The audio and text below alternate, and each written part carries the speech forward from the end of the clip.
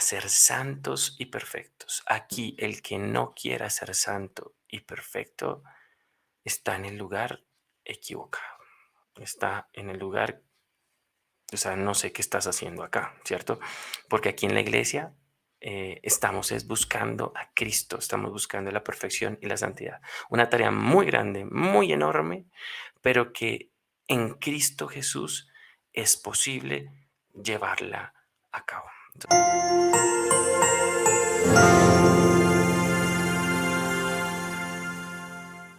Muy buenos días.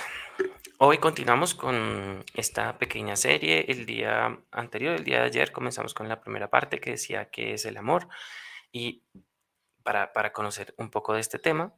Y hoy la pregunta sería, ¿cómo asemejarnos al amor? Entonces, tratamos de definir un poquito el amor, aunque todavía se podría hablar más de eso, pero ahora lo que vamos a hacer es, bueno, si esto es amor, entonces ahora yo cómo puedo concretamente empezar a actuar en el amor. Entonces esa sería la pregunta. Bueno, comenzamos esta reunión en el nombre del Padre y del Hijo y del Espíritu Santo. Amén. Que el Espíritu Santo y la Trinidad entera nos, nos guíen y nos acompañen en este discernimiento de la palabra de Dios. Y para poder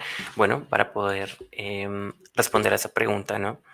¿Cómo asemejarnos al amor? ¿Cómo practicar el amor? Podría ser otra pregunta.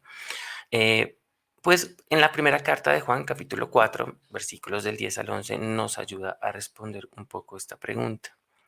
Dice, en esto está el amor, no en que nosotros hayamos amado a Dios, sino que Él nos amó primero y envió a su Hijo como víctima por nuestros pecados.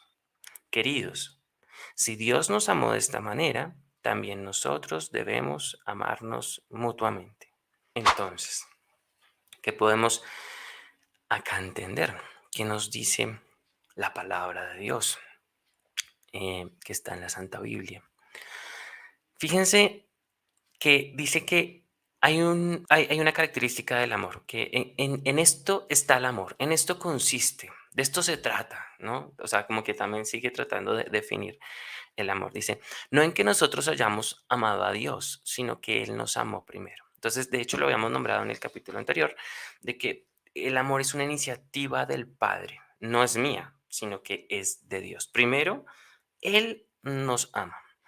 Pero nos ama de una manera especial, no como el mundo nos propone hoy en día.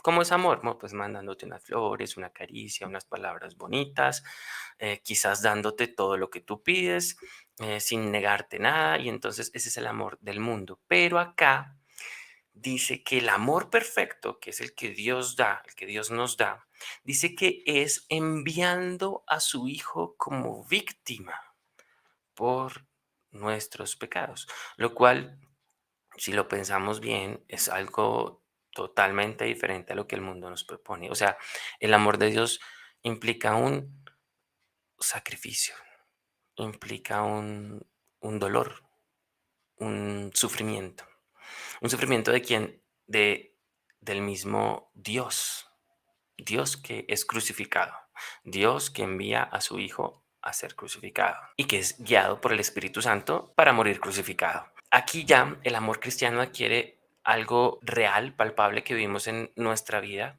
y es que el amor, para que sea verdadero amor, porque lo vemos por el ejemplo de Dios, es que necesita del sufrimiento. Y esto suena algo muy duro, pero que es una realidad básica. Por ejemplo, una mamá que ama a su hijo, este ejemplo me es muy fácil, yo creo que es fácil para que todos lo entendamos. Una mamá que ama a su hijo, el niño se despierta a las 3 de la mañana a pedir tetero o que le cambien el pañal o tiene cólicos o bueno, etc. Evidentemente, su mamá pues no es que diga, uy, qué emoción, no, qué nota, yo me voy a parar a las 3 de la mañana a preparar teteros, ¿no? Pues no lo haría si no hubiera un niño que llorara. O sea, es decir, sabemos que esa mamá ama a su hijo porque se levanta en el sacrificio y da un sacrificio por su hijo, que es levantarse a las 3 de la mañana a preparar un tetero. O cuando los padres acompañan a sus hijos al médico, que también puede ser a ciertas horas incómodas o tienen que dejar botado el trabajo para salir por sus hijos y llevarlos a una clínica. El esposo que ama a la esposa y permanece con ella cuando hay deudas, cuando hay enfermedad, cuando hay, etcétera, etcétera, etcétera. El amor, podríamos decir que no solo, porque también incluye obviamente momentos de cariño, momentos de felicidad, momentos de gozo, y esperamos que de hecho en el reino de los cielos sea plenamente así, feliz, dichoso, sin sufrimiento. Pero ciertamente que aquí en la tierra, Dios, para sellar el amor, permitió coger el lodo, que fue la consecuencia del pecado, el lodo que es el sufrimiento, es ese lastre que no queremos, que es el sufrimiento, y lo cogió como, bueno, yo me permito estas palabras, como una especie de abono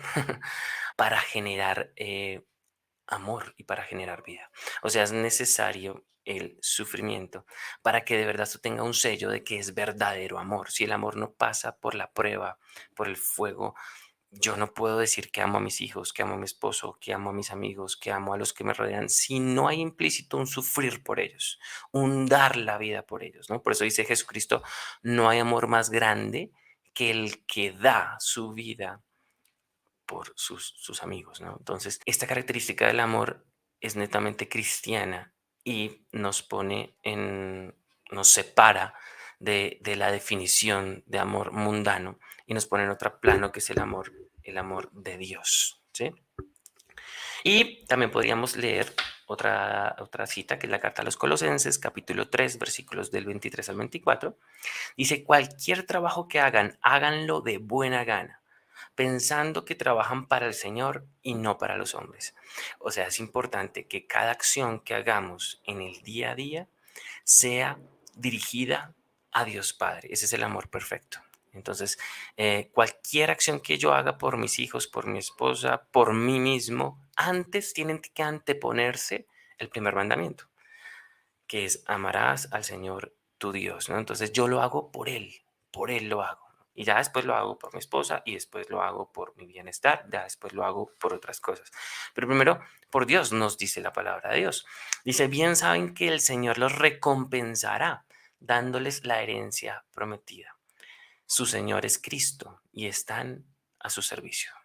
Entonces ya nos pone aquí otra cosita más, ¿no? Entonces, el amor implica sacrificio.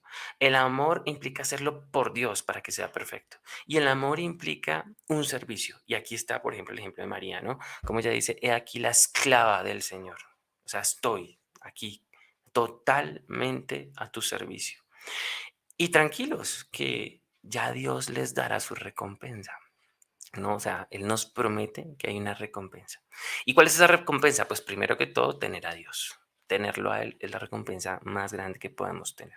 Otra cita que nos puede ayudar muchísimo es obviamente esta famosa cita de la carta a los Corintios, capítulo 13, versículos del 4 al 9, donde nos va a definir el amor. Nos define el amor.